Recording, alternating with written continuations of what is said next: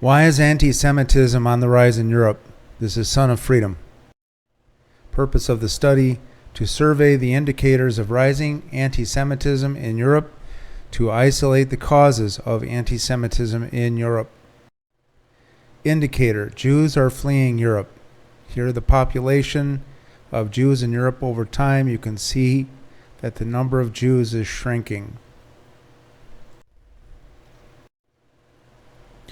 Another indicator is the number of Jews in Eastern Europe. You can see it shrinking greatly. Another indicator is Jews in the former USSR. It's shrinking greatly. Kantar Public Brussels Special Eurobarometer Report 484, Perceptions of Anti-Semitism, December 2018. This is called the Eurobarometer Report. Finding: half of Europeans believe that anti-Semitism is a problem in their country. Now, the Eurobarometer report used 9 measures of anti-Semitism, and you can read these statements off the screen. All right, so these were the 9 statements that were used as pings in order to detect anti-Semitism or anti-Semitic attitudes.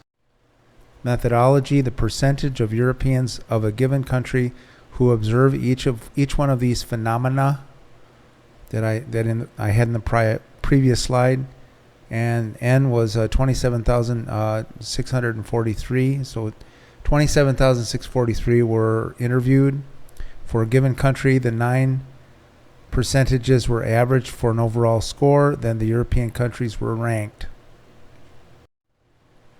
Sample calculation: France. Item 1. Oh, that previous slide I showed you. People denying the genocide of the Jewish people, the Holocaust. So that's one measure, okay? And there were a number of French people who were interviewed, and 78% of them said, yes, this is a problem. Item number 2 of that list I showed you about 3 slides back was anti-Semitism on the internet, including online social networks, and 74% said, yes, this is a problem. Item 3, anti-Semitic graffiti or vandalism of Jewish buildings or institutions. 80% said, yes, this is a problem, etc., etc. So there were 9 items, and I'm just showing you 3 of them.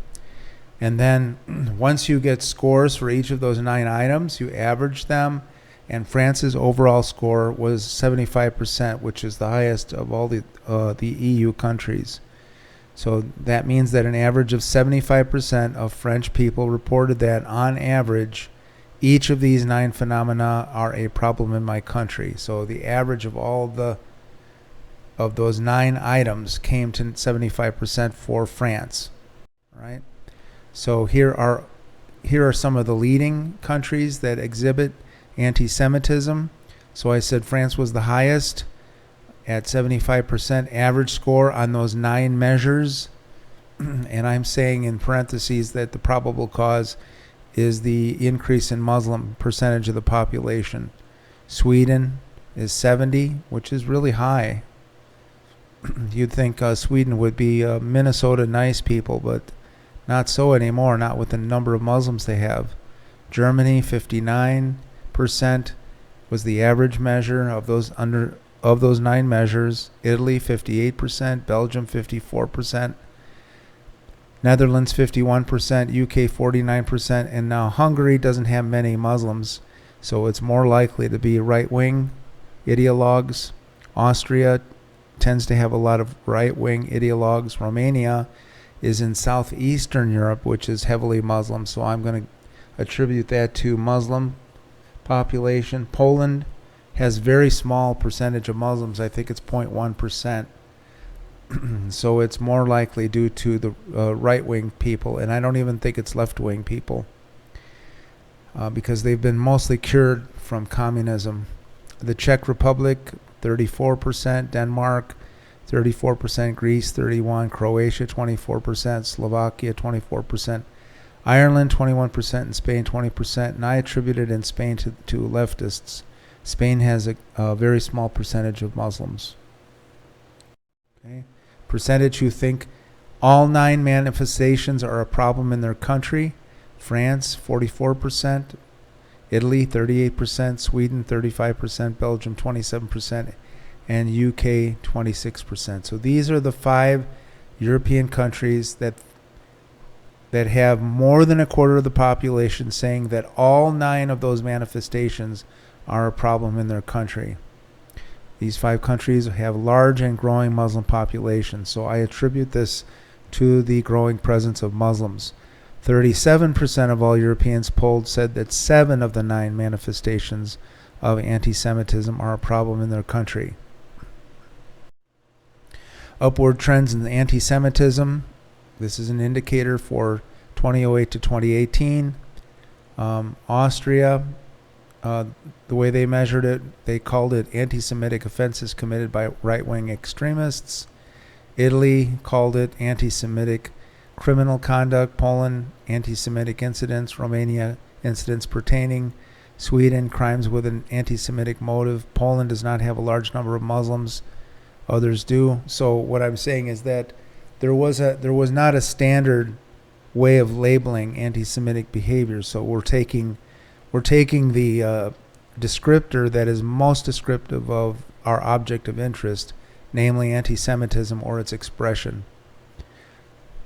So here we go. So we have an upward trend in incidents in the United Kingdom from 2004 to 2018. I'm only showing you 3 data points. In 2004, there were 532 incidents reported to the Community Security Trust. That dropped down to 459 in 2005, and then it sawtoothed on its way up until 2018, which is my last data point, where it showed 1,652. And it wasn't like it spiked at the end. It was sawtoothing all the way up to 1,652 in 2018. This trebling of anti-Semitic incidents is probably mostly due to Muslim immigration. Wikipedia, anti-Semitism in Europe. This is old data, so I'll just let you read it on the screen for a few seconds. If you want to pause and read this, it's less valuable now because it's 12-year-old data. Okay, so I'll move on to the next slide. Okay, perpetrators of anti-Semitic verbal harassment and physical assault by perpetrator. Harassment, 20% of the time it was due to left extremists. 20% of the time it was due to right extremists. 60% of the time it was due to Muslim individuals. 22% of the time it was due to Christian groups. And 5% of the time it was due to others. And perpetrators can belong to more than one group. That's why those numbers don't add up to 100%. They add up to more. And then physical assaults on Jews by left extremists were perpetrated 25% of the time, by right extremists 20% of the time, by Muslim individuals 80% of the time, by Christian groups 15% of the time, and by others 6% of the time. Okay, so here's another paper that I'm going to show to you. Unfavorable view of Jews in France. In the general population, the unfavorable view of Jews is observed 13% of the population, but 28% among Muslims. In Germany, among the general population, there is an unfavorable view of Jews 22% of the time, but among Muslims, it's 44% of the time. In the United Kingdom, there is an unfavorable view of Jews among 7% of the people, but among Muslims, it's 47%. And in Spain, there is an unfavorable view of Jews among 39% of the people, but 60% of the time among Muslims. Okay, how many people agree that the Jews can't be trusted? All right. In Austria, if the people said that they were Christians, 10.7% of the time. But among Muslims, it was observed 64.1% of the time. In Belgium, among self-identified Christians, the statement, "the Jews cannot be trusted," was agreed upon or agreed with 7.6% of the time among self-identifying Christians. But among self-identifying Muslims, it was 56.7% of the time. In France, the percentage of people who agreed with the statement, "Jews can't be trusted," Among self-identifying Christians was 7.1%, and among Muslims 43.4%. In Germany, the percentage of people who would say Jews can't be trusted was 10.5% among self-identifying Christians, but among self-identifying Muslims it was 28%. And in the Netherlands, the number of people who said Jews cannot be trusted among self-identifying Christians was 8.4%, but among self-identifying Muslims it was 40.4%. And in Sweden, the percentage of people who would agree with the statement Jews can't be trusted was 8.6% among self-identifying Christians, but 36.8% among self-identifying Muslims. In a survey of anti-Semitic statements in France, it was found that agreeing with them, believing and practicing Muslims tended to score higher than mere believing Muslims, which tended to score higher than those people of a Muslim origin, who tended to score higher than the general population. And generally speaking, people of Muslim origin scored about twice as high as the general population. In a tabulation of 6 anti-Semitic statements in France, agreement with 5 to 6 of the statements occurred among Muslims 46% of the time, occurred among Front National sympathizers, which were right-wing people, 38% of the time, and were agreed with by Front de Gauche sympathizers 22% of the time. These are leftists. And among general population, 15% of the time. So there were 6 statements, and we're measuring how many people agreed with 5 of those 6 statements, or 6 of those 6 statements. In a tabulation of Muslims and 6 anti-Semitic statements, how many people agree with 5 or 6 of the statements that were given to them for evaluation? Among believing and practicing Muslims, it was 60%. Among all Muslims, it was 46%. Among believing Muslims, it was 43%. And among Muslims, people of Muslim origin, it was 30%. And among the general population, 15%. All right, I'm using Statista as a source. Here are the number of violent anti-Semitic incidents worldwide from 1989 to 2019. You can see a spike in the year 2009. So there has been talk about rising anti-Semitism in recent years, but it looks to me like it's kind of a local maximum. It's not a global maximum, because 2009 seems to be the peak. All right, here's a check. This is from the Jewish Virtual Library, and they're displaying the same data in a different format, so it's just a check. All right.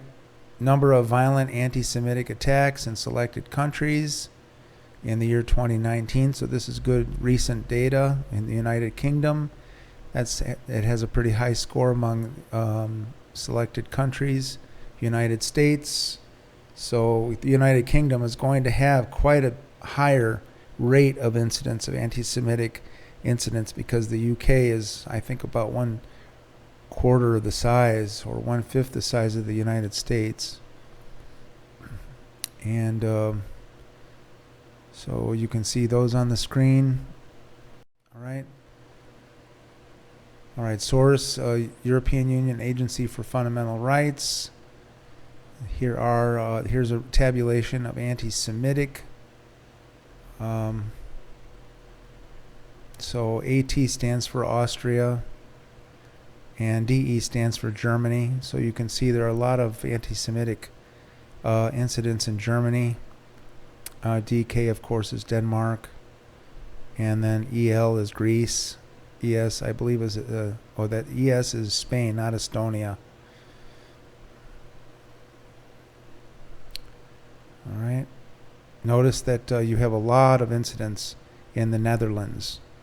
And the Netherlands is it's kind of a gentle country, and it's a Western European country. You know, this is like a soy boy capital, and yet you have 335 anti-Semitic incidents? Well, it's most likely due to Muslims, not due to right-wing Dutchmen.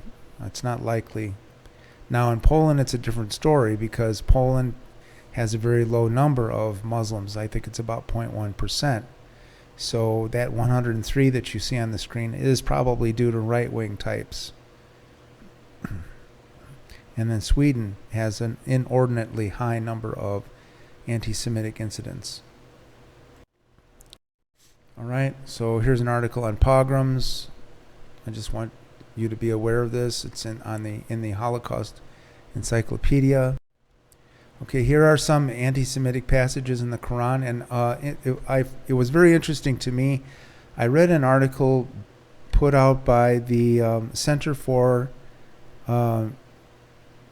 Counterterrorism Center at West Point, and they talked a lot about Islamic doctrine, but they never mentioned the Islamic sources. And this is one of the, I say that this is a holdover from the Obama administration. You may know that the Obama administration implemented a policy called Countering and Violent Extremism, in which it's kind of like a generalization of Islam. It's like they're saying, well, it's not all Islam. There are right-wing extremists and left-wing extremists and Muslims, and we don't want to just limit it to Islam, so we're going to call it CVE. And then what they did was they fired all of their contractors, like Robert Spencer and Steve Coughlin and John Guandolo. These were contractors or government employees, and they got rid of Phil Haney, who was board Homeland Security.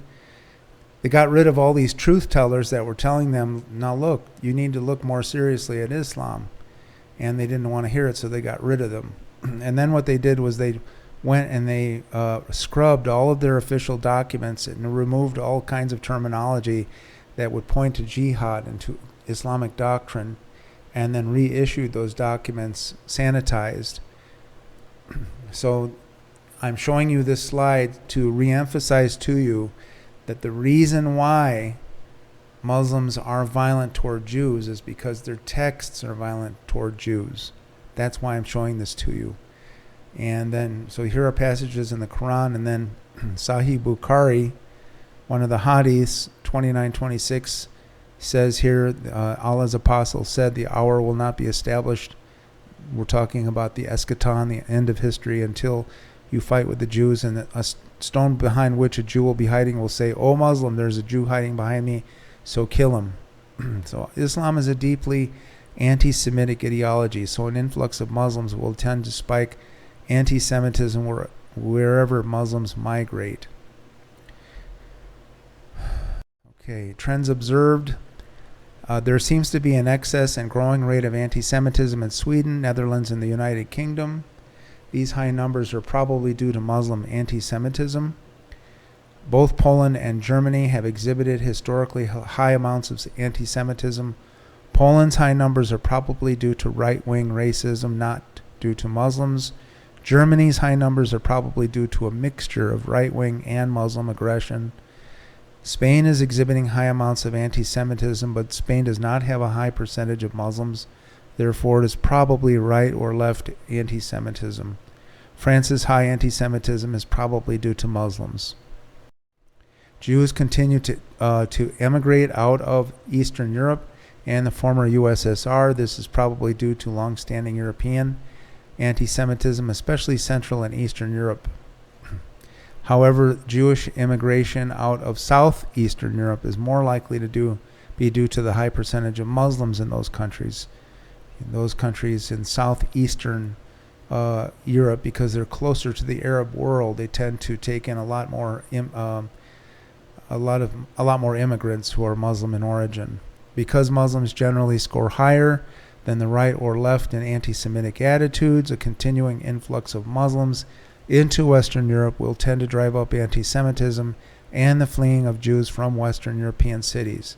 I have read anecdotal statements by Jews on the street in which they are becoming resigned to having to flee Europe. The percentages of right and left in the population are not changing, It is almost certainly due to Muslim immigration. Part of leftist ideology is the teaching in universities and the media of anti-Zionism. Anti-Zionism is a form of antisemitism. Anti-Zionism comes from Palestinian theology and Palestinian ideology. It is taught as standard fare in the universities.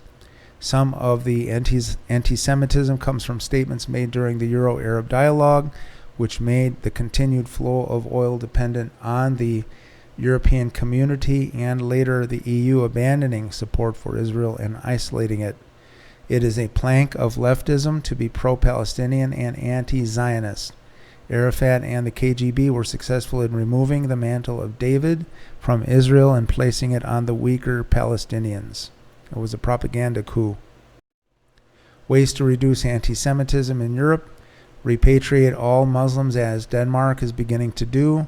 Teach Muslims to adopt an atextual and apolitical form of Islam. Teach a refutation of Islam in the universities of Europe. Stop teaching anti-Zionism in the universities and stop allowing a one-sided view of anti-Zionism in the media. Both sides of the Israel-Palestine controversy should be presented.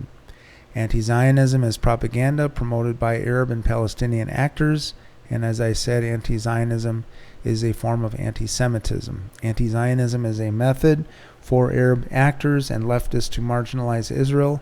It has the side effect of motivating anti-Semitic violence and aggression. Teaching the legitimacy of Israel is a way to combat anti-Zionism and anti-Semitism. For example, this is what should be presented in university classrooms. The Jews are more indigenous to the land than the Arabs by at least 2,000 years. The Jews are the true Palestinians, not the Arabs. The Arabs' only claim on the land is the jihadi conquest of 637 CE.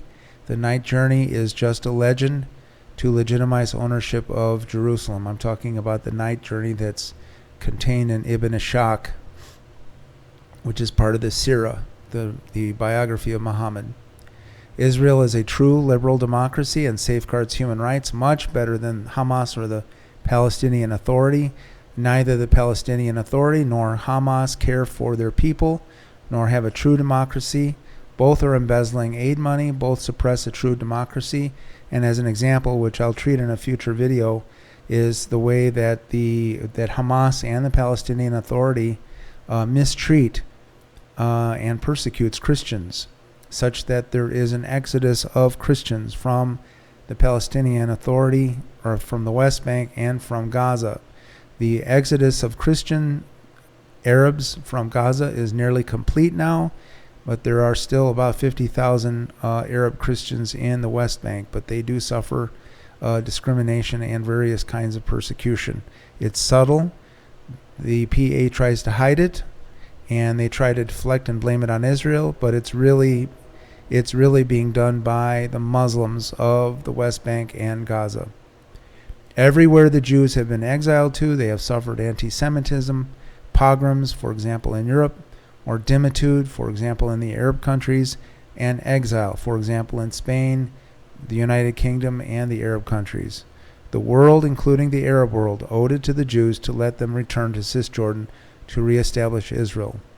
Okay, I hope you find this briefing useful. Thank you for listening. This is Son of Freedom.